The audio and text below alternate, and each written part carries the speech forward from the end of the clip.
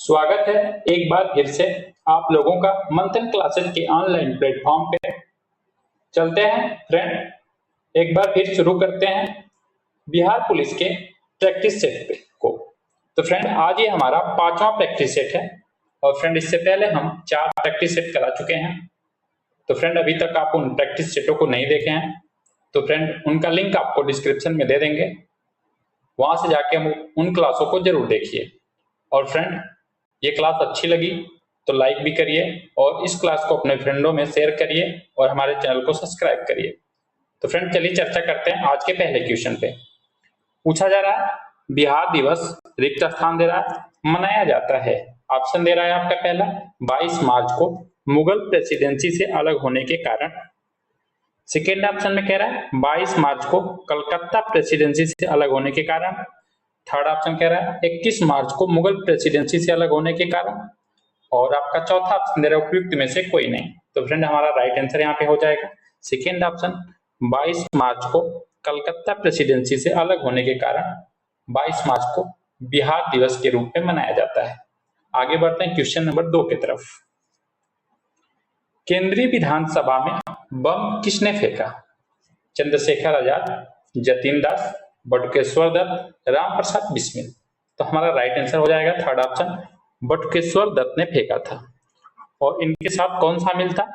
तो इनके साथ जो शामिल थे उनका नाम था भगत सिंह। भगत सिंह। आगे बढ़ते हैं क्वेश्चन नंबर 3 पे चर्चा करते हैं। साइमन कमीशन के गठन की घोषणा कब की गई थी? 1927 में, 1929 में, 1928 में, 1930 में। तो फ्रेंड हमारा राइट आंसर हो जाएगा क्वेश्चन नंबर 3 का यहाँ पे फर्स्ट ऑप्शन 1927 में। आगे बढ़ते हैं। विश्व का कौन सा देश अपने संविधान में गर्भपात सुनिश्चित करने वाला पहला देश बना है? डेनमार्क, अमेरिका, फ्रांस, चीन। तो फ्रेंड क्वेश्चन नंबर 4 का राइट आंसर हमारा यहाँ पे हो जाएगा थर्ड ऑप्शन फ्रांस। भारत सरकार अधिनियम 1935 के तहत विधान परिषद के प्रथम निर्वाचित सदस्य कौन थे? तो फ्रेंड यहाँ पूछा जा रहा है कि 1935 में जब विधान परिषद के प्रथम निर्वाचित सदस्य कौन थे जो बिहार के थे? राजीव रंजन प्रसाद थे, राय बहादुर थे, श्यामा प्रसाद सिंह थे, इनमें से कोई नहीं। तो फ्रेंड क्वेश्चन नंबर 5 का राइट आंसर हो जाएगा हमारा पहला ऑप्शन राजीव रंजन। निम्नलिखित में से कौन सा उस कांच के बर्तन के दीवारों को गीला करता है?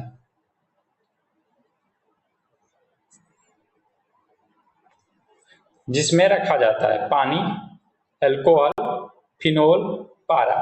तो क्वेश्चन नंबर 6 का राइट आंसर हो जाएगा चौथा ऑप्शन हमारा पारा।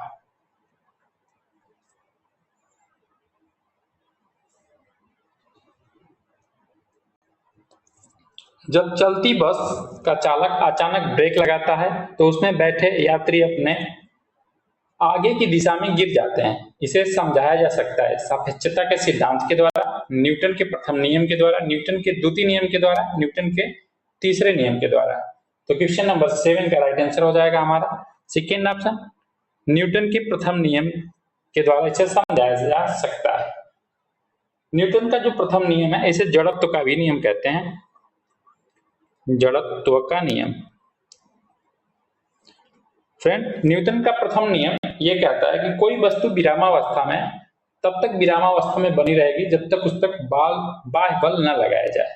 और फ्रेंड सेकेंड आपके न्यूटन के लॉ की बात करें तो ये कहता है किसी वस्तु पर लगाया गया बल उसके द्रव्यमान तथा उसके उत्पन्न त्वरण के गुणनफल के बराबर होता है। इसको ऐसे समझा जा सकता है कि यह बराबर m इंटू ए होता है,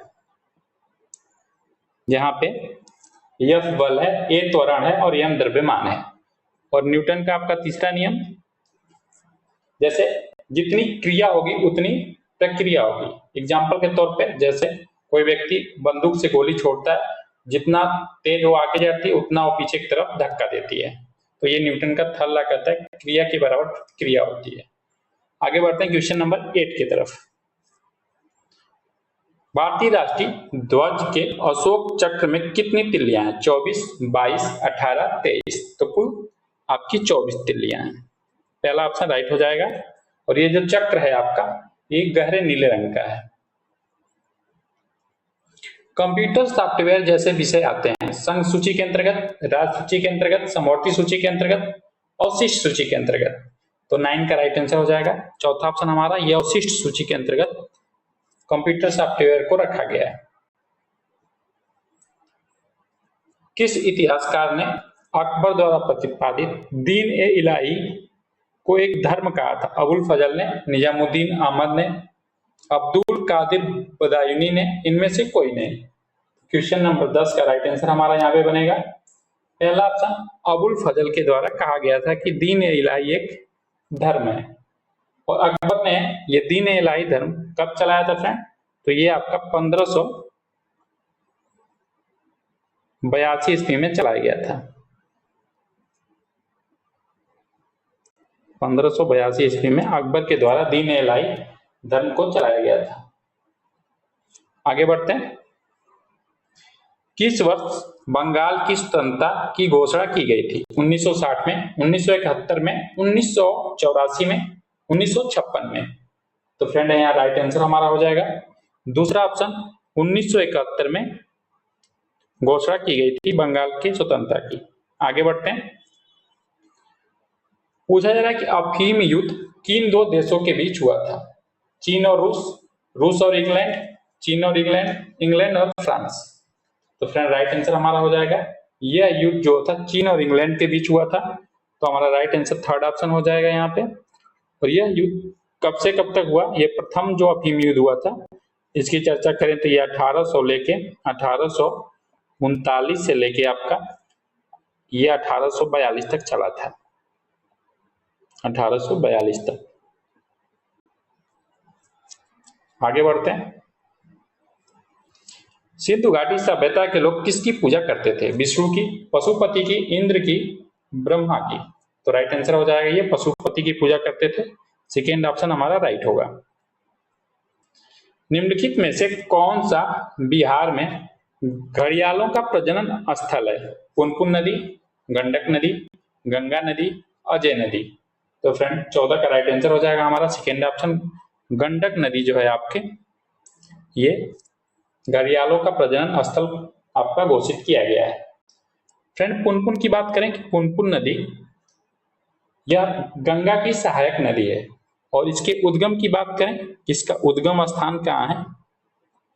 तो फ्रेंड पुनपुन नदी का उद्गम स्थान जो है आपका यह झारखंड के पलामू जिले से निकलती है।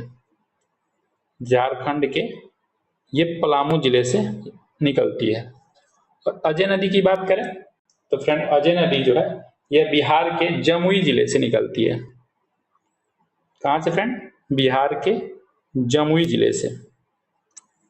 आगे बढ़ते हैं। निम्नलिखित में से कौन भारत में गरीबी का कारण है? कम पूंजी निर्माण, बुनियादी ढांचे की कमी, जनसंख्या का दबाव, ये सभी। तो राइट आंसर हो जाएगा हमारा चौथा ऑप्शन, ये सभी।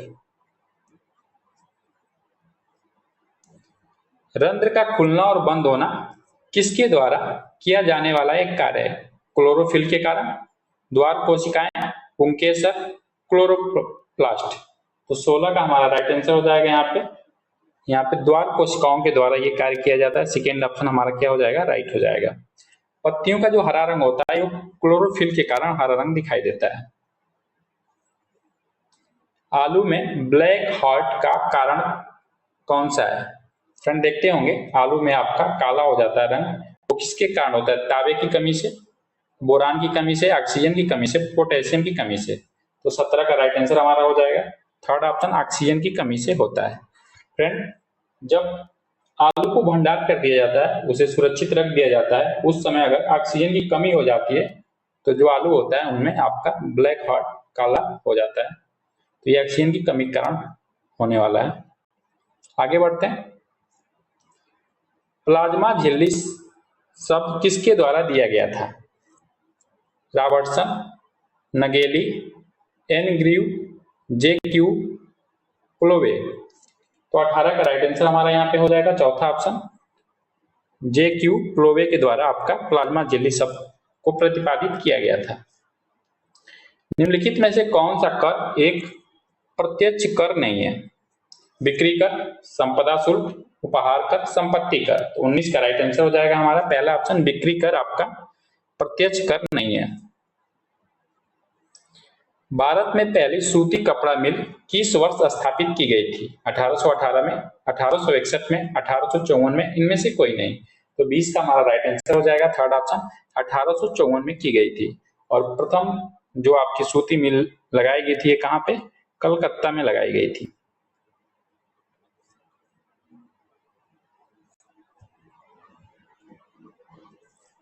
फ्रेंड कहाँ लगाई गई थी? कोलकाता में, याद रखेंगे। आगे बढ़ते हैं। भारत का पहला वायसराय और गवर्नर जनरल कौन था? लॉर्ड कैनिंग था, लॉर्ड डलहौजी था, लॉर्ड मिंटो था, लॉर्ड डफरिन था। तो 21 का राइट आंसर हो जाएगा हमारा पहला option, Lord Canning. Lord Canning जो था भारत का पहला वायसराय और गवर्नर जनरल भी था। रॉयल इंडियन नेवी विद्रोह, जिसे हम बॉम्बे विद्रोह के नाम से भी जाना जाता है, किस वर्ष में हुआ था? 1942, 1930, 1946, 1948। तो 22 का हमारा राइट आंसर हो जाएगा यहाँ पे थर्ड ऑप्शन, ये 1946 में हुआ था। आगे बढ़ते हैं। राष्ट्र संघ की स्थापना किस संधि के परिणाम स्वरूप हुई थी? तो फ्रेंड क्वेश्चन नंबर 23 का राइट आंसर हो जाएगा हमारा यहाँ पे तीसरा नंबर ऑप्शन, वर्साय संधि के अंतर्गत ये हुई थी। और ये संधि जो हुई थी आपकी 28 जनवरी 1919 को हुई थी। और ये जो संधि हुई थी वर्साय के महल कक्ष में हस्ताक्षर किए गए थे इसी दिन। आगे बढ़ते हैं, क्वेश्चन नंबर 24 पे चर्चा करते हैं। किस हड़प्पा स्थल पर हमें जूते हुए खेत का साक्ष्य मिलते हैं? कालीबंगा से, लोथल से, बनावली से, मेहरगढ़ से। तो 24 का राइट आंसर हो जाएगा हमारा पहला ऑप्शन, कालीबंगा। कालीबंगा से हमें जूते हुए खेतों के साक्ष्य मिले हैं। और फ्रेंड कालीबंगा का अर्थ होता है काली चूड़ियां। लोथल जो था ये आपका सिंधु घाटी सभ्यता के समय का बंदरगाह था, बंदरगाह था, याद रखेंगे। ये लोथल था, बंदरगाह था उस समय का। आगे बढ़ते हैं, नेक्स्ट क्वेश्चन पे चर्चा करते हैं। भारत और चीन के बीच पंचशील समझौता कब हस्ताक्षरित हुआ? कब हस्ताक्षर हुआ? 1949 में, 1962 में, 1954 में, इनमें से कोई नहीं। तो 25 का राइट आंसर हो जाएगा थर्ड ऑप्शन, 1954 में जो था आपका पंचशील समझौते पर भारत और चाइना के बीच हस्ताक्षर हुआ था। उस समय प्रधानमंत्री की बात करें कि इंडिया के कौन पीएम थे? तो जवाहरलाल नेहरू थे, जवाहरलाल नेहरू थे। और फ्रेंड चाइना की बात करें कि चीन के पीएम कौन थे? तो चीन के पीएम का नाम था आपका चाउ एन लाई। क्या नाम था फ्रेंड? चाउ एन लाई। तो फ्रेंड ये जो समझौता हुआ था आपका पंचशील समझौता के अंतर्गत जवाहरलाल नेहरू और चाउ एन लाई ये दोनों पीएम के बीच समझौता हुआ उस समय। आगे बढ़ते हैं। 1917 की रूसी क्रांति का नारा क्या था? तो फ्रेंड प्रश्न ये भी बनता है कि रूस की क्रांति कब हुई थी? तो याद रखेंगे 1917 में हुई थी। तो पूछा रहा है कि नारा क्या था? शांति, भूमि, रोटी और लोकतंत्र था। सेकेंड ऑप्शन कह रहा है स्वतंत्रता, समानता, भाईचारा था। लोकतंत्र, शांति, भूमि और गरिमा था। और चौथे ऑप्शन दे रहा है समानता, स्वतंत्रता, रोटी और घर था। तो फ्रेंड 1917 का रूसी क्रांति का जो नारा था आपका ये था आपका शांति, पहला वाला शांति, भूमि, रोटी और लोकतंत्र। तो पहला ऑप्शन हमारा क्या हो जाएगा, राइट हो जाएगा। और ये जो नारा था बोल्शेविकों के द्वारा दिया गया था। किसके द्वारा दिया गया था फ्रेंड, बोल्शेविकों के द्वारा ये नारा दिया गया था, शांति, भूमि, रोटी और लोकतंत्र। ये रूसी क्रांति का नारा रहा। फ्रेंड आपको सिलेबस में आपका रूस की क्रांति से भी प्रश्न है, अमेरिका की क्रांति से भी, आपके विश्व के इतिहास को भी हम पढ़ना है। तो हम फ्रेंड जल्दी आपको विश्व के इतिहास से संबंधित हम महत्वपूर्ण प्रश्नों को एक जगह हम एक क्लास के माध्यम से कवर करा देंगे। तब तक हम आपको प्रश्नों के माध्यम से प्रैक्टिस सेट में भी कराते रहेंगे। आगे बढ़ते हैं।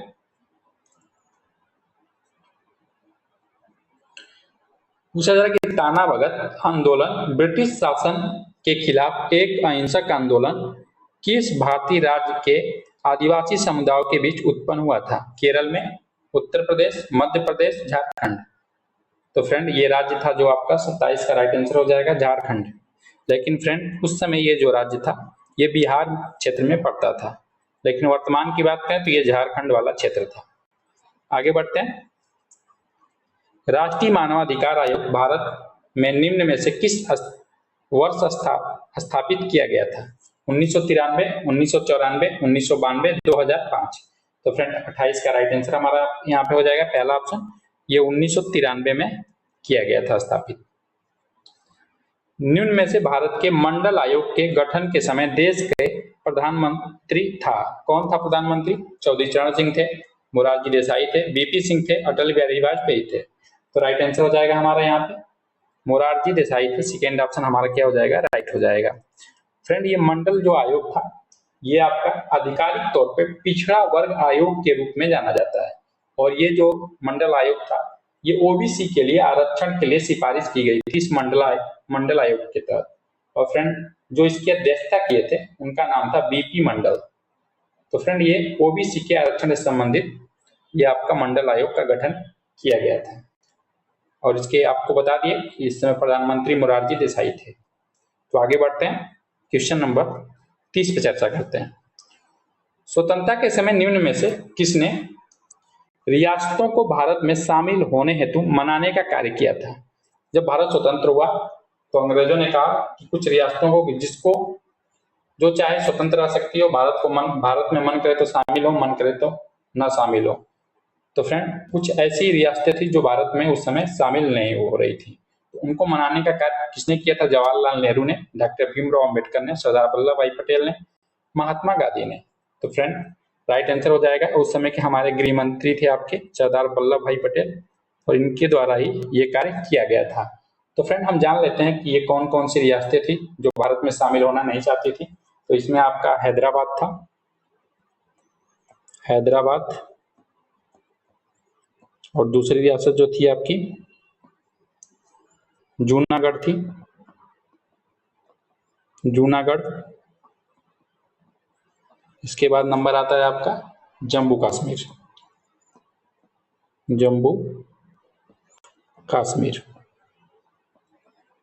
ये आपकी रियासतें थी जो भारत के शामिल नहीं होना चाहती थी। तो इनको मिलाने का कार्य किसने किया? सरदार वल्लभ भाई पटेल ने किया। कुछ बातचीत से, कुछ सैनिक कार्रवाई के द्वारा इन देशी रियासतों को भारत में मिलाया गया था। भारत के संविधान की प्रस्तावना को निम्न में से किसके द्वारा राजनीतिक कुंडली बताया गया है? के एम मुंशी के द्वारा, के.टी. शाह के द्वारा, जे.बी. कृपलानी के द्वारा, डॉक्टर भीमराव अंबेडकर के द्वारा। तो फ्रेंड 31 का राइट आंसर हो जाएगा पहला ऑप्शन, के एम मुंशी के द्वारा।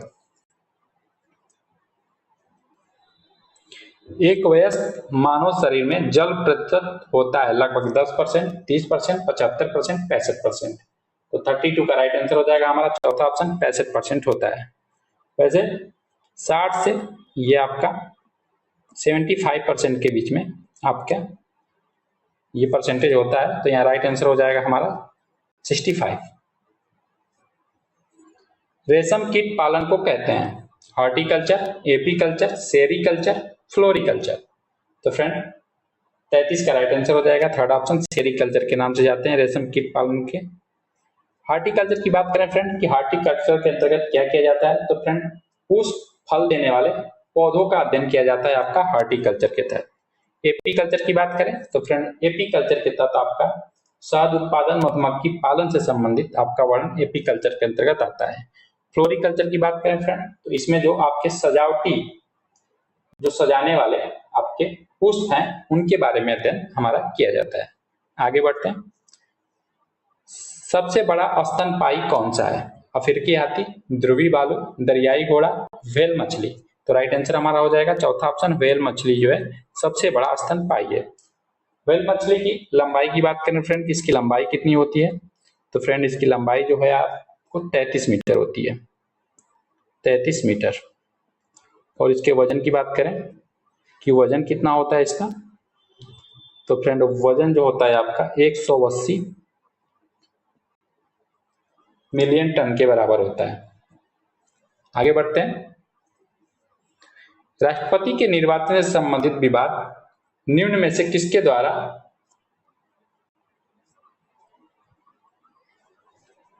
हल किए जाते हैं? ये संसद के द्वारा, सर्वोच्च न्यायालय के द्वारा, लोकसभा के द्वारा, उच्च न्यायालय के द्वारा। तो ये सर्वोच्च न्यायालय के द्वारा कोई आप विवाद हो जाता है आपके राष्ट्रपति के चुनाव से संबंधित, तो ये निर्णय जो होता है सर्वोच्च न्यायालय के द्वारा दिया जाता है। निम्नलिखित में से कौन सी नदी मगध से होकर बहती है? गंगा और कृष्णा नदी, कृष्णा और तुंगभद्रा नदी, गंगा और सोन नदी, नर्मदा और तापी नदी। तो फ्रेंड 36 का राइट आंसर हो जाएगा हमारा थर्ड ऑप्शन, गंगा और सोन नदी जो है आपका मगध से होकर बहती है।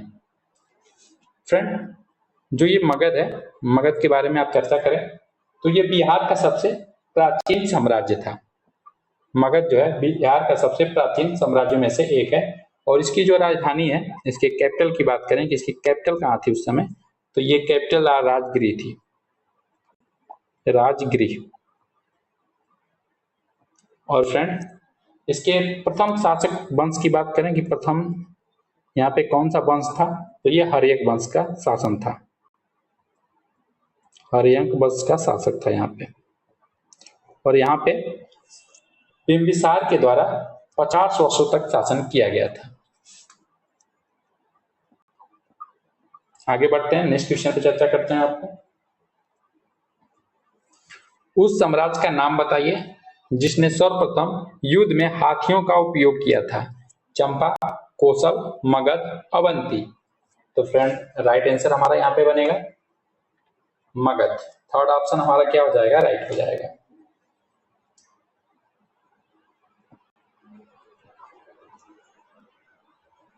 और फ्रेंड मगध वाला अगर वर्तमान में हम चर्चा कर लें कि मगध में कौन कौन से बिहार के जो आपके क्षेत्र शामिल होते थे, तो आपका पटना था, जहानाबाद था, नालंदा था, औरंगाबाद था, अरवल था, नवादा था।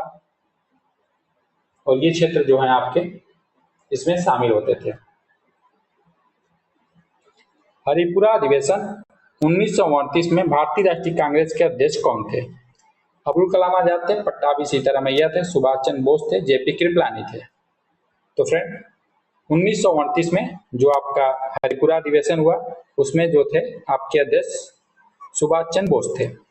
फ्रेंड 1939 में जो त्रिपुरी अधिवेशन हुआ था उसमें भी आपके अध्यक्ष जो है सुभाष चंद्र बोस चुन लिए गए थे, लेकिन विवाद होने के कारण वहां पे इस्तीफा लगा दिए थे वो इस पद से।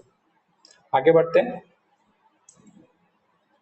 भारतीय राष्ट्रीय कांग्रेस के रिक्त स्थान धारा के अधिवेशन में सूरत के विभाजन हुआ था?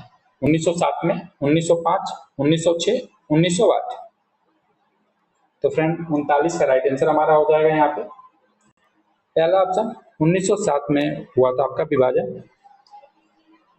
और फ्रेंड ये दो भागों में बढ़ गया आपका, एक नरम दल और एक गरम दल। भारतीय राष्ट्रीय कांग्रेस थी जो आपका 1907 में अधिवेशन हुआ उस समय दो दलों में बट गई, एक नरम दल में, एक गरम दल में। और उस समय अध्यक्षता कौन किए थे 1907 में? अगर अध्यक्षता की बात करें कि उस समय अध्यक्ष कौन थे भारतीय राष्ट्रीय कांग्रेस के, तो फ्रेंड उनका नाम था आपका, यहाँ से प्रश्न आपको बन सकता है, डॉक्टर रास बिहारी बोस थे, रास बिहारी बोस, बिहारी बोस। इनको जानते रहेंगे, अध्यक्षता किए थे ये। आगे बढ़ते हैं। 1916 में हुए भारतीय राष्ट्रीय कांग्रेस के लखनऊ अधिवेशन की अध्यक्षता किसके द्वारा की गई? रास बिहारी बोस, एनी बेसेंट, भूपेंद्र नाथ बोस, अंबिका चरण मजूमदार। तो फ्रेंड 40 का राइट आंसर हो जाएगा हमारा चौथा ऑप्शन, अंबिका चरण मजूमदार के द्वारा ये किया गया था 1916। और 1916 में जो ये आपका अंबिका चरण मजूमदार ने अध्यक्षता किया, इसे हम लखनऊ समझौता के नाम से भी जानते हैं। भारतीय संविधान में महिला सदस्यों की कुल संख्या कितनी थी? 10 थी, 12 थी, 15 थी, 20 थी। तो राइट आंसर हो जाएगा थर्ड ऑप्शन, कुल महिला सदस्यों की संख्या 15 थी।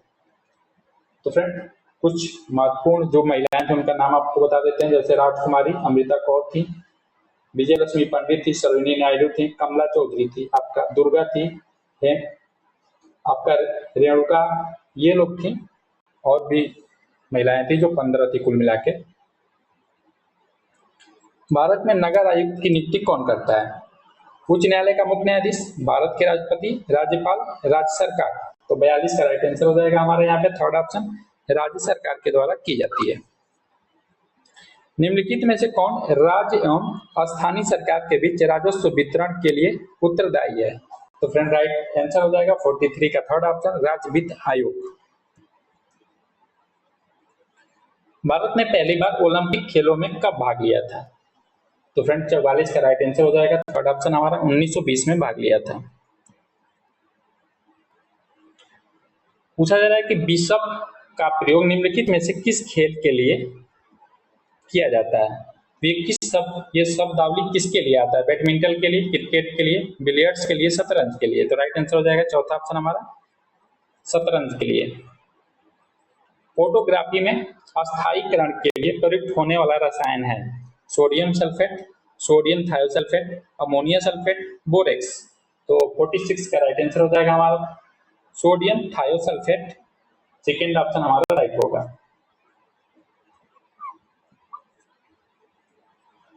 मायोपिया किस अंग का दोष है? मायोपिया रोग किस अंग में होता है? हृदय में, कान में, नेत्र में, वृक्क में। तो राइट आंसर हो जाएगा यह नेत्र आंख से संबंधित रोग है। और फ्रेंड इस रोग में क्या होता है कि निकट दृष्टि दोष हो जाता है, निकट की वस्तु दिखाई देती है, दूर की वस्तु दिखाई नहीं देती है।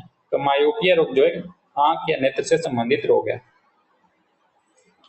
ज्वालामुखी माउंट एरेबस हाल ही में चर्चा में रहा, यह किस महाद्वीप में स्थित है? अंटार्कटिका में, यूरोप में, एशिया में, दक्षिण अमेरिका में। तो फ्रेंड राइट आंसर हमारा हो जाएगा पहला ऑप्शन, अंटार्कटिका में। फ्रेंड जो दक्षिण अमेरिका महाद्वीप है इसे पक्षियों का महाद्वीप कहते हैं। इसका उपनाम क्या है? पक्षियों का महाद्वीप। याद रखेंगे दक्षिण अमेरिका को पक्षियों का महाद्वीप के नाम से भी जानते हैं। लगातार दूसरी बार 18वीं लोकसभा के अध्यक्ष कौन चुने गए हैं? तो राइट आंसर हो जाएगा हमारा सेकेंड ऑप्शन, ओम बिरला चुने गए हैं। भारतीय संविधान की प्रस्तावना को दीर्घकालीन सपनों का विचार किसने कहा था? अल्लादी कृष्णा स्वामी अय्यर ने, N.A. पालकीवाला ने, ठाकुर दास भार्गव ने, भीमराव अंबेडकर ने। तो फ्रेंड 50 का राइट आंसर हमारा हो जाएगा पहला ऑप्शन, अल्लादी कृष्णा स्वामी अय्यर ने भारतीय संविधान की प्रस्तावना को दीर्घकालीन सपनों का विचार कहा था। Friend N.A. पालीवाला ने भारतीय संविधान की प्रस्तावना को किस नाम से बताया था? क्या नाम बताया था फ्रेंड? तो फ्रेंड याद रखेंगे परिचय पत्र बताया था, परिचय पत्र। और कभी पूछा जाए कि भारतीय संविधान की प्रस्तावना को परिचय पत्र किसने कहा था, तो वो थे आपके N.A. पालकीवाल। ठाकुर भार्गव की बात करें, इन्होंने भारतीय संविधान की प्रस्तावना क्या कहा था? संविधान की आत्मा। क्या कहा था? संविधान की आत्मा, संविधान की आत्मा किसने कहा था फ्रेंड? तो ठाकुर दास भार्गव ने कहा था। और भीमराव अंबेडकर ने भारतीय संविधान की प्रस्तावना क्या कहा था? तो इन्होंने पवित्र दस्तावेज कहा था, पवित्र दस्तावेज।